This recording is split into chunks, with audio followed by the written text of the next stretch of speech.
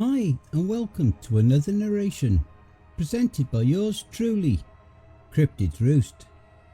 Be sure to check out the blooper reel at the end of the video, which is then followed by the end screen where you will find more videos listed. So grab your coffee, sit back and enjoy the show. And don't forget, where fear is, happiness is not. I work for the Canadian government, part 2. This awesome story is written by Infamous 780. Make sure to check out their YouTube channel as well as their Reddit profile. The links will be listed below.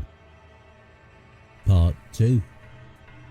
Okay, you were all interested in that journal I found, so I sat down and transcribed more of the pages for you all. Here it is.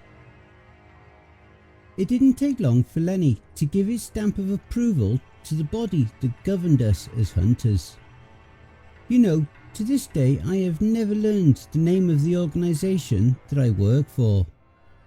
I am confident it is a does not exist branch of the government, if only because I can't imagine why a private company would fund an operation like this. I could see a black market for cryptid parts. People pay for much less interesting stuff, but we dispose of the cryptids we hunt. Anyway, the only way to contact upper management is via prepaid, pre-addressed envelopes that are left in the safe houses. These are for reporting non-assignment cryptids that we might stumble across on our own. We also fill out a report for every assignment to ship off to whoever is in charge. The return envelope for these comes in the manila envelopes. Our assignments are delivered overnight, slipped under the door or through a mail slot in the safe house.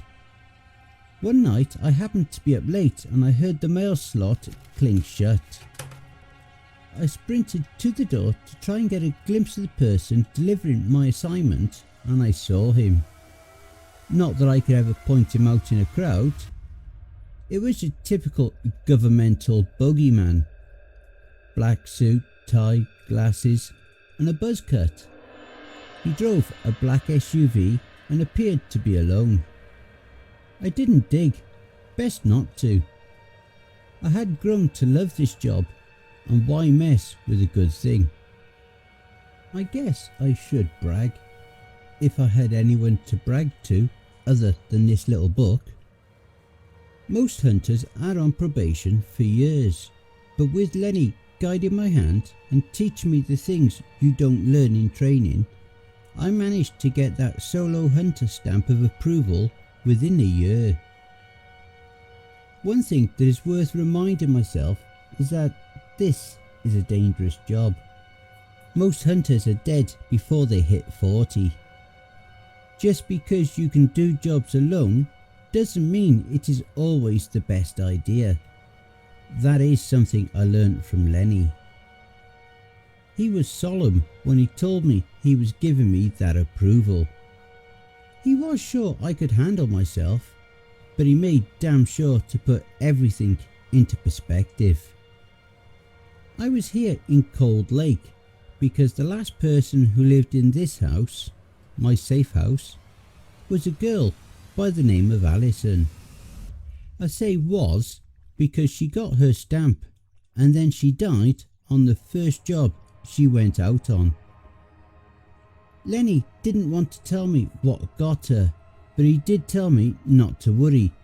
He had been the one to ensure the monster paid. He had trained her, he had given her that stamp. I imagine he also felt like he killed her himself. I didn't want to pry. Lenny would tell me more about Allison in good time, if he wanted. I'm pretty sure he liked this Allison. I didn't ask at the time, but he always wore an unadorned chain with a gold ring on it. And I would find out later that this was his reminder.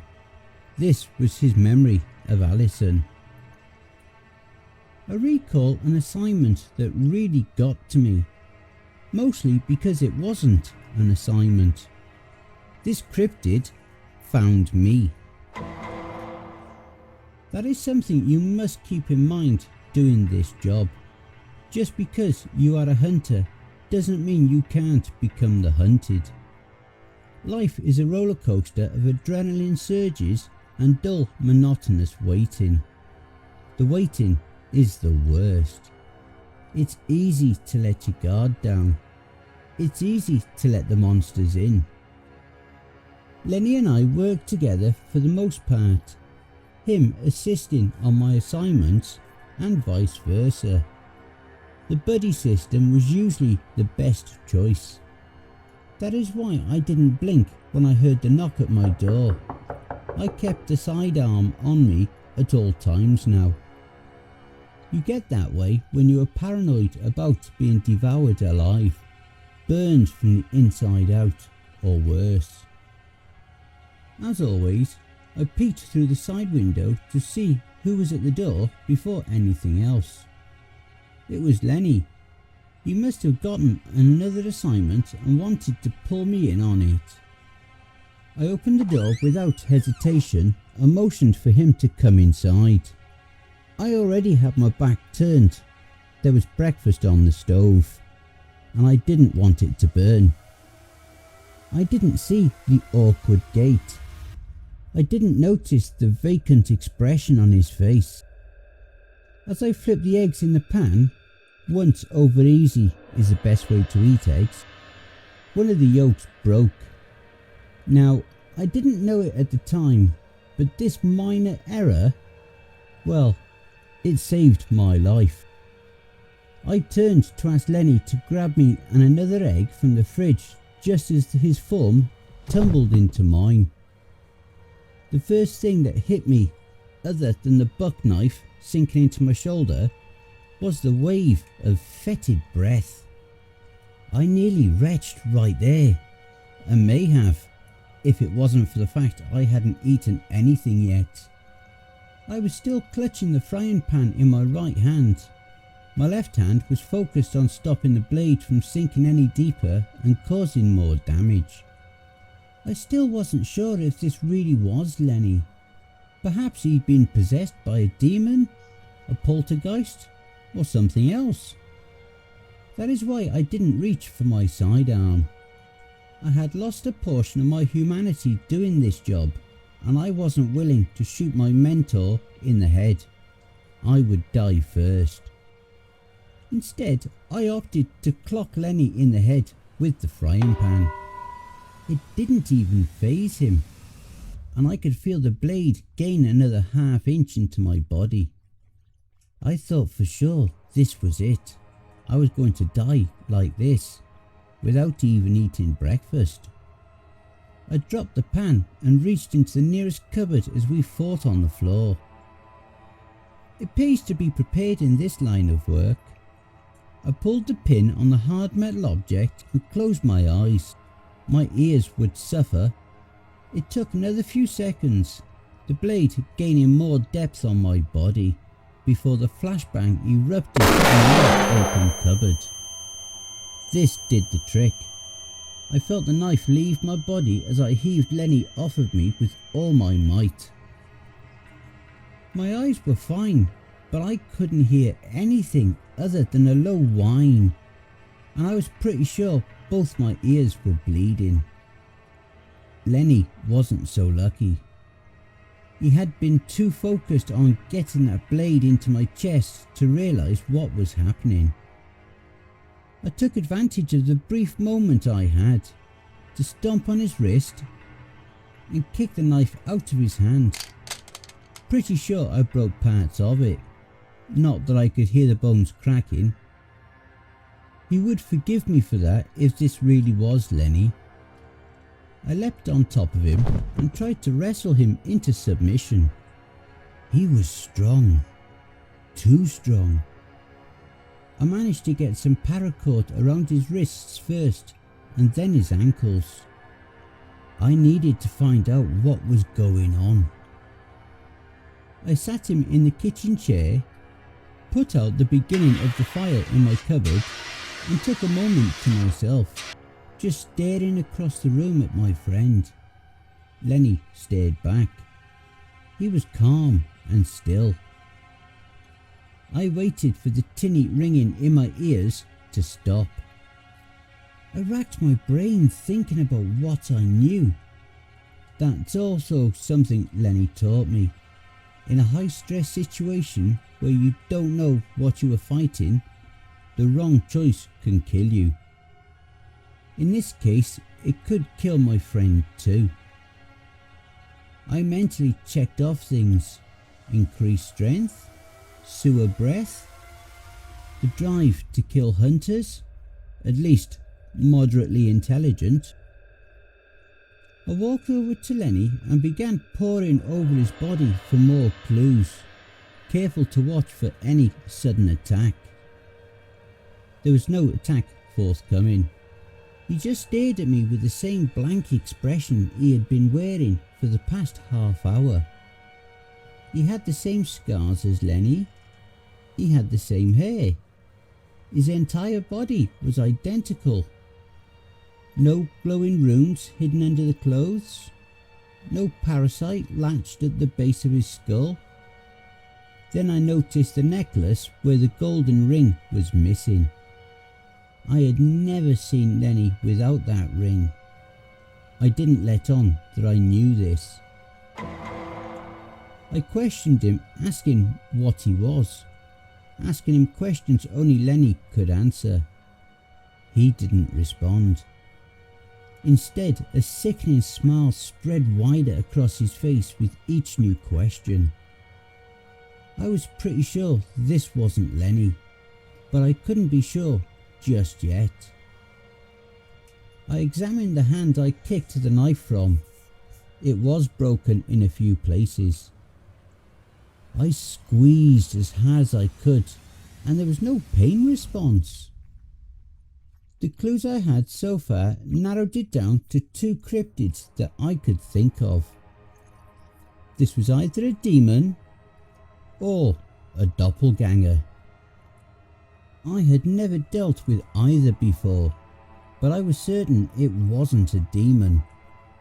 From what I knew, a demon couldn't just help but taunt you. Demons are notoriously difficult to kill. Usually the host body is just destroyed, and they move on to another.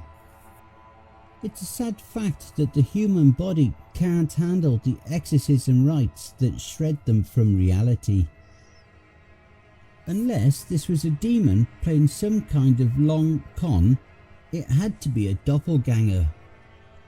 If this was a demon, it would likely just break Lenny's wrists and hands into pulp until he could wriggle free of the restraints, unless I was there to stop it.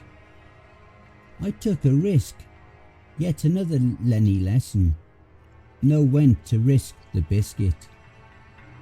I went to my shop to get the tools I would need.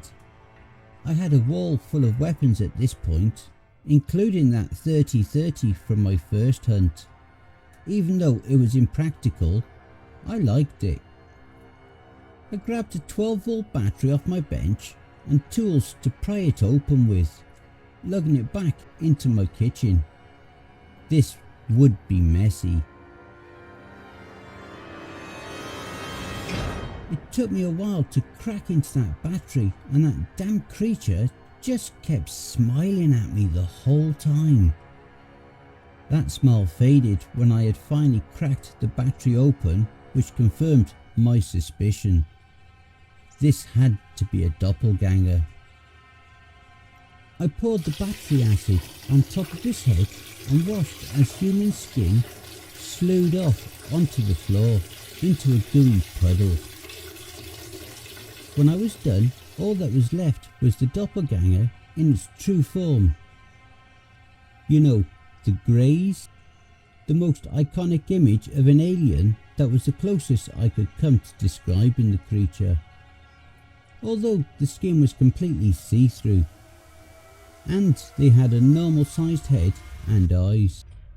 I needed it to talk, to tell me why it was wearing Lenny, if he was still alive. I unclipped the homemade knife from my belt. Remember that werewolf fang? It was perfectly safe after you cleaned off the saliva. That is what carries the lycanthropy virus. Werewolf fangs are sharp though, and I used that fang to cut a gash down the centre of the creature's chest. Open it up and pressing the knife to its heart. I asked it the questions I needed to know. Where was Lenny? Was he alive? I wasn't concerned about motive. I'm pretty sure killing some hunters was motive enough. After all, we hunted these things. The creature just smiled again. I plunged that fang into its heart and twisted, watching fountains of black blood erupt from the gash it left. It would be dead before long. I needed to find Lenny. I ran for my truck and broke every traffic law imaginable to get to where Lenny's safe house was. I passed a police cruiser. Fortunately, it was one of the officers in the know, and he didn't even turn on his lights. Some officers are employed by my organisation, as informants you would call them.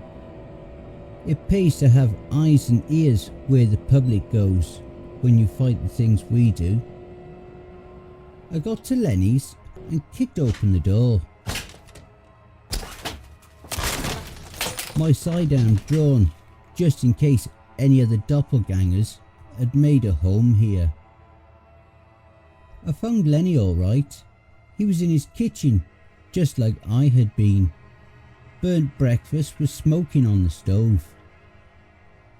Lenny always woke up before I did.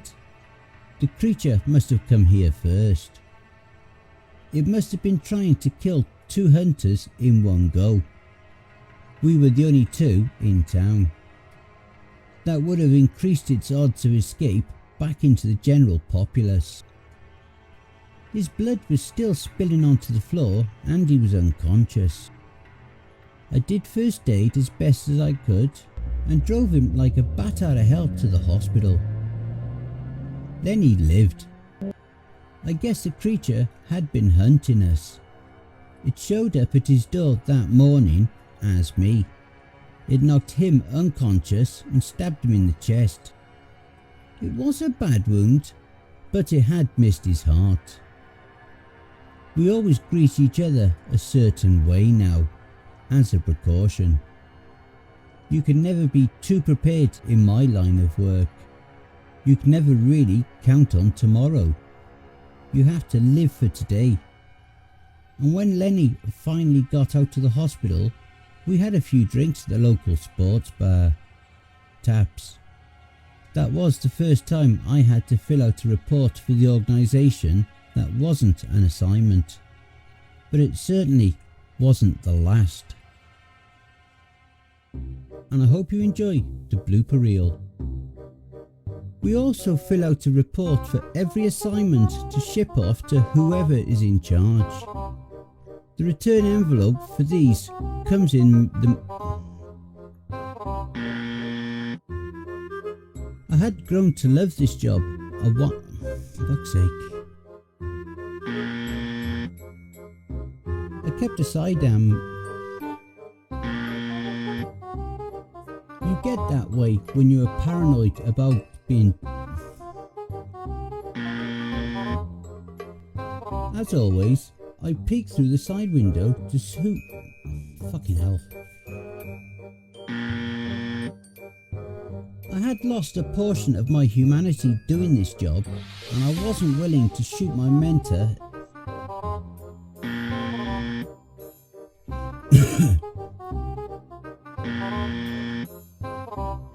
I sat him in the kitchen chair, put out the beginning of the...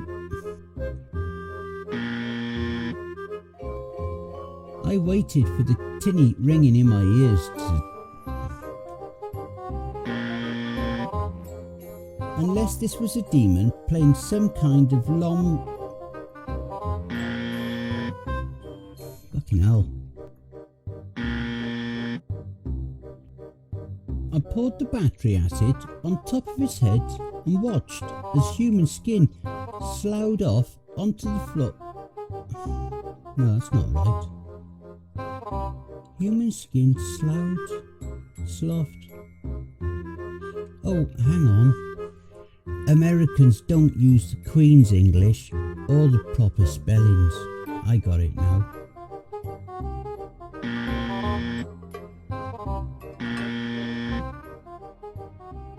Hey family, please be so kind as to punch the like button and smack the ass of the subscription button as well.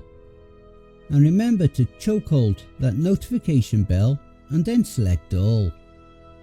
That way you'll receive all notifications each time I upload a new video. And by subscribing, you'll be the first to see all of our new spooky creepypasta stories. A very big thank you to Infamous 780 for allowing me to narrate this awesome series. Make sure to check out their Reddit profile for more awesome stories. And be sure to take a look at the playlist here for more of their stories that I may have already narrated. I would just like to say a very big thank you to all of the authors that I have worked with and all the ones that I will work with in the future. So thank you all, my brothers and sisters. And why not hashtag Cryptids Roost in your comments. A quick thank you to all of my Cryptids Roost community family too. We are now well on our journey to 1,000 subscribers. So please spread the word and help us to grow and expand. And don't forget to share the videos too. If you would like to throw me $1 or $3, I'd be very much appreciative. I do have PayPal, paypal.me/cryptidsroost. Alternatively, I do have an account at buymeacoffee.com. You don't even need to register on either side to donate. You can also follow us at my Facebook group, Twitter and Instagram. I also have Ko-Fi, BitChute and Rumble. I have a subreddit if you have a story you've written that you would like me to narrate for you. All relevant links will be below. And don't forget to check out the end screen, see above. That will also list some more videos in my back catalogue. Take care everyone, and I hope you all have a wonderful and peaceful night. And don't forget, where fear is, happiness is not.